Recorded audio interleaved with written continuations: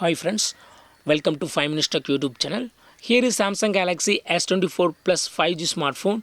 In this video, you will learn how to change system sound theme in your phone Samsung Galaxy S24 Plus 5G.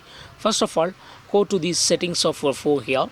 Then go to sounds and vibration, and here select system sound, and here just select a system sound theme, and here by default system sound theme is set to Galaxy. Suppose if you want to change it to other theme, just select calm, then fun, retro,